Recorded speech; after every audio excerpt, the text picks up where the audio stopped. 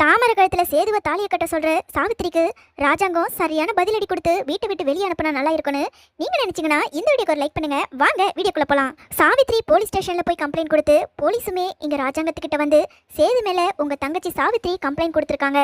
கண்டிப்பா இதுக்கான சரியான முடிவை நீங்க எடுங்க, இல்லனா சேதுவை நாங்க சட்டப்படி அரெஸ்ட் பண்ற மாதிரி வரும் அப்படின்னும் அங்க இருந்த போலீஸுமே சொல்லிட்டு போயிடுறாங்க. சாவித்திரிக்கு எப்படி சொல்லி புரிய வைக்கிறதுன்னு தெரியாம சன்னாசி கிட்டையும் சாவித்திரிய நாளைக்கு வீட்டுக்கு வர சொல்லு, அவகிட்ட நான் கொஞ்சம் பேசணும் அப்படிங்கிற மாதிரி தன்னோட முடிவையும் சொல்ல, இன்னொரு பக்கம் ரூம்ல இருந்த தமிழ்ச்செல்வி கிட்ட சேது சொல்லிக்கிட்டு இருக்காரு.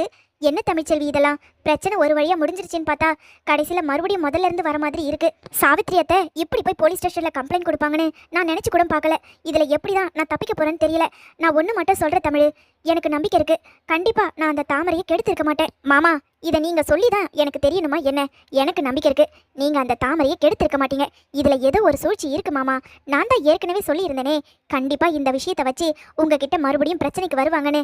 இப்போ நான் சொன்ன மாதிரியே நடந்துருச்சுல. இனிமே இந்த பிரச்சனையை எப்படி சமாளிக்கணும் மட்டும் நாம பாப்போம். இல்ல தமிழ், இந்த பிரச்சனையை சமாளிக்கிற தெம்பு என்கிட்ட இல்ல. ஏன் மாமா இப்படி சொல்றீங்க? அன்னைக்கு ஒரு நாள் அந்த தாமரை எனக்கு கேக் எடுத்துட்டு வந்து வெட்டிச்சுல, அந்த கேக்கை கூட நான் கருப்பு மாமா கிட்ட கொடுத்து எடுத்துக்கிட்டு போய் லேப்ல கொடுக்க சொல்லி டெஸ்ட் பண்ண சொல்லியிருந்தேன். ஆனா அந்த லேப் ரிப்போர்ட்டர் காரணம் அந்த கேக்கில் மருந்து கலக்கவே இல்லைன்னு சொல்லிட்டான்.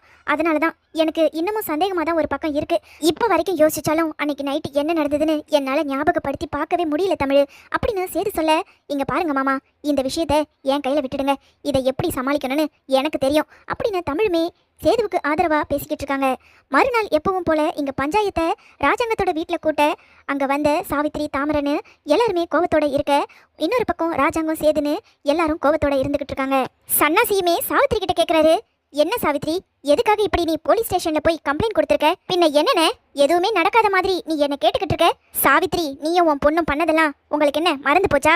அதனாலதான் நீ மறுபடியும் பிரச்சனை பண்ணிக்கிட்டு இருக்கியா அப்படின்னு சன்னாசி ரொம்ப கோபத்தோட கேட்க, ஆமாண்ணே, என் பொண்ணு போலீஸுக்கு ஃபோன் பண்ணி சேதுவோட கல்யாணத்தை நிறுத்தி ராஜாங்க அண்ணனை அரெஸ்ட் பண்ண வச்சாதான்.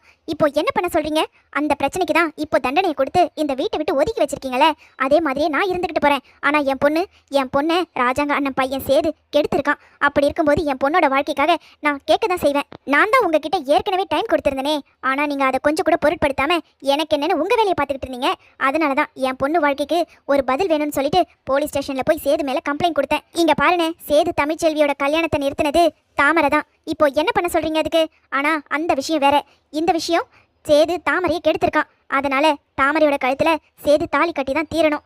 அப்படி இல்லைனா நான் எந்த எல்லைக்கு வேணாலும் போகிறதுக்கு தயாரா இருக்கேன். ஏன்னா எனக்கு என் பொண்ணு வாழ்க்கை முக்கியம். இதை எல்லாத்தையும் கேட்டுக்கிட்டு இருந்த அங்க பஞ்சாயத்துல இருந்த ஒருத்தர், என்னம்மா சாவித்ரி, அப்படி என்னதான் நடந்துச்சு? உன் பொண்ணு வாழ்க்கையை சேது கெடுத்தான்னு சொல்றதுக்கு என்ன சாட்சி இருக்கு சொல்லு. ஏன் சாட்சி இல்ல? இதோ இருக்காரே என் அண்ணன் ராஜாங்கம், இவர் கண்ணாலேயே இவங்க 2 பேரும் கட்டில் மேல ஒன்னா படுத்துக்கிட்டு இருந்ததை அவரே பார்த்திருக்காரு. நாங்க எல்லாரும் பார்த்தோம்.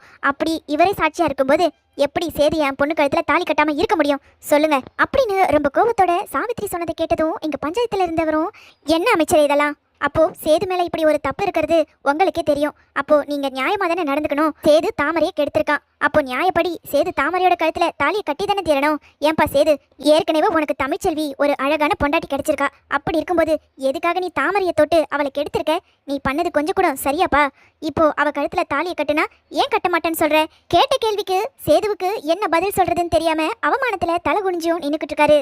இன்னொரு பக்கம் இதையெல்லாம் கேட்டுக்கிட்டு இருந்த ராஜாங்கம், இங்க பாரு சாவித்ரி, கண்டிப்பா என் பையன் சேது தாமரையை கெடுத்திருக்க மாட்டான். எனக்கு நம்பிக்கை இருக்கு. எப்படின்னு சொல்ற? நீ தானே கண்ணால பார்த்த? ஆமா, நான் கண்ணால தான் பார்த்தேன். அவங்க 2 பேரும் மயக்கத்துல இருக்க மாதிரி தான் எனக்கு தெரிஞ்சது. சேது தமிழ்ச்செல்வியோட கல்யாணத்தை நிறுத்தி எப்படியாவது அந்த கல்யாணத்தை தாமரை கழுத்துல தாலியை கட்டணும் தானே நீங்க நினைச்சீங்க. அந்த சூழ்ச்சி மாதிரி தான் இதுலயும் ஏதோ ஒரு சூழ்ச்சியை நடத்துறீங்கன்னு என் மனசுக்கு தெரியுது. அதனால இந்த கல்யாணம் நடக்காது அப்படின்னு இங்க ராஜாங்க சொன்னதை கேட்டதும் சாவித்ரிக்கோ பயங்கர கோவம் வந்து, சரி, நீங்க இந்த கல்யாணத்தை நடத்தலனா, சேது என் பொண்ணு கழுத்துல தாலியை கட்டலனா மறுபடியும் நான் போலீஸ் ஸ்டேஷன்ல போய் கம்ப்ளைண்ட் கொடுக்க வேண்டியது வரும். கோர்ட்டு கேஸ்ன்னு நான் போக வேண்டியது வரும். அதுக்கப்புறம் சேதுவுக்கு தான் பிரச்சனை. ஜாக்கிரதை, பார்த்துக்கோங்க அப்படின்னு ரொம்ப கோவத்தோட சாவித்ரி சொல்லிக்கிட்டு இருக்க. இதையெல்லாம் பார்த்துக்கிட்டு இருந்த தமிழ்ச்செல்வி சொல்றாங்க, அத்தை, அதான் நாங்க எல்லாரும் சொல்றோம்ல, தாமரையை கண்டிப்பா என் மாமா தொட்டு கூட இருக்க மாட்டாரு. எதுக்காக இப்படி என் மாமா மேல பழிய போட்டு பேசிக்கிட்டு இருக்கீங்க? இங்க பாரு தமிழ், நீ இந்த வீட்டு வேலைக்காரியாவே இருந்துக்கோ. ஏதோ பெட்ரூம்ல இடம் கொடுத்துட்டான்றதுக்காகலாம் நீ அவன் கூட ஒட்டி ஒராசின்லாம் இருக்காத. ஏன்னா என் பொண்ணு கூடிய சீக்கிரமாவே சேதுவுக்கு பொண்டாட்டி ஆக போறா அப்படின்னு சாவித்ரி சொல்லிக்கிட்டு இருக்க. இங்க பாருங்க அத்தை, தேவையில்லாததெல்லாம் பேசாதீங்க. மாமா, இவங்க சேது மாமா தாமரை கழுத்துல தாலியை கட்டினா தானே இந்த இடத்த விட்டு போவேன்னு சொல்றாங்க. இருக்கட்டும், இவங்க என்ன சொல்றாங்களோ அதுபடியே நடக்கட்டும். ஆனா அதுக்கு முன்னாடி நான் ஒரு வேலை பண்ணணும். என்னம்மா தமிழ்ச்செல்வி சொல்ற அப்படின்னு சன்னாசி ரொம்ப அதிர்ச்சியோட கேட்க, மாமா கொஞ்ச நேரத்துல ஒருத்தவங்க இந்த வீட்டுக்கு வருவாங்க.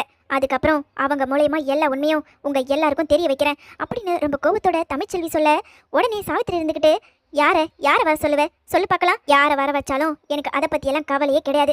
என் பொண்ணு கழுத்துல சேது தாலியை கட்டி தான் ஆகணும் அப்படின்னு ரொம்ப பிடிவாதமாவே சாவித்திரியும் சொல்லிக்கிட்டு இருக்காங்க. இன்னொரு பக்கம் இதையெல்லாம் பார்த்துக்கிட்டு இருந்த ஈஸ்வரியுமே, மாமா அதான் சாவித்திரி இம்புட்டு சொல்லுதே, பேசாம தாமரை கழுத்துல சேதுவை தாலியை கட்ட சொல்லுங்க. அப்படி இல்லைனா சேதுவை கண்டிப்பாக போலீஸ் அரெஸ்ட் பண்ணிட்டு உள்ளே கூட்டிட்டு போய் வச்சு முட்டிக்கு முட்டி தட்டும். இதையெல்லாம் பார்க்கணுமா மாமா? நீங்க எப்படியாவது ஒரு நல்ல முடிவை சொல்லுங்க. ஈஸ்வரி, நான் தான் சொல்லிக்கிட்டு இருக்கல, சேது மேல எந்த தப்பும் இல்லை. கண்டிப்பா எந்த பிரச்சனை வந்தாலும் அதை நான் பாத்துக்கிறேன். இந்த சாவித்திரியை கூப்பிட்டு இவகிட்ட நல்ல மாதிரியே பேசி அனுப்பணும் தான் நானும் எதிர்பார்த்துக்கிட்டு இருந்தேன். கடைசியில பார்த்தா இவ நாம சொல்றது கேட்கவே மாட்டா போல இருக்கு அப்படின்னு ராஜாங்கம் பேசிக்கிட்டு இருந்த நேரம் உள்ள நர்ஸும் ஒரு டாக்டரும் உள்ள வராங்க. அங்க வந்தவங்களை பார்த்ததும் இங்க ராஜாங்கம், என்னம்மா தமிழ், இவங்கள தான் நீ வர சொல்லியிருந்தியா? ஆமா மாமா. எதுக்காக நீ டாக்டர் இந்த நேரத்தில் வர சொல்லியிருக்க? ஏதாவது உடம்புக்கு யாருக்காவது முடியலையா? எதுவா இருந்தாலும் அப்புறம் பார்த்துக்கலாமே. அது இல்லை மாமா, இவங்க வந்தாதான் இந்த பிரச்சனைக்கே ஒரு முடிவு கிடைக்கும். அதனால தான் நான் டாக்டரை வர வச்சிருக்கேன். என்னம்மா சொல்ற தமிழ், உனக்கு என்ன பைத்தியம் ஏதாவது பிடிச்சிருக்கா? இதுக்கும் டாக்டர் வரதுக்கும் என்ன இருக்கு? எதுக்காக இப்படி டாக்டர் வர வச்சிருக்க சொல்லு தமிழ் அப்படின்னு சேதுவுமே ரொம்ப ஆர்வத்தோட கேட்க, மாமா இந்த டாக்டரை எனக்கு ரொம்ப நாளா தெரியும். இதோ இருக்காளே தாமரை, இவளை தானே என் மாமாக்கு எடுத்துட்டதா சொல்லி சாவித்திரி அத்தையும் இவ்வளோ பெரிய பிரச்சனையை உருவாக்கி வச்சிருக்காங்க. இதோ இப்போ இவங்களால இந்த பிரச்சனைக்கு ஒரு முடிவு வரும். தமிழ் புரியுற மாதிரி சொன்னா எங்க எல்லாருக்கும் கொஞ்சம் தெரிஞ்சுப்போம். அது வந்து மாமா, தாமரை கெட்டு போயிருக்காளா இல்லையான்னு இந்த லேடிஸ் டாக்டரை வச்சு நாம கண்டுபிடிச்சிடலாம். டாக்டர், நான் சொன்னவங்க இவங்க தான் தாமரை. இவங்கள தான் நீங்கள் டெஸ்ட் பண்ணணும். என் மாமா இந்த தாமரையை கெடுத்துட்டதா சொல்லி ஒரு பெரிய போராட்டம் மாதிரி பண்ணிக்கிட்டு இருக்காங்க. என் வாழ்க்கையை அழிக்கணும்னு நினைக்கிறாங்க. என்னையும் என் மாமாவையும் பிரித்து இவங்க எடுத்துக்கணும்னு நினைக்கிறாங்க. தயவு செஞ்சு இவங்களை நீங்கள் டெஸ்ட் எடுத்தீங்கன்னா கண்டிப்பாக இதில் உண்மை தெரியும். இங்கே பாரு தாமரை, நீ பொய் சொல்லலைன்னா இவங்களுக்கு நீ ஒத்துழை.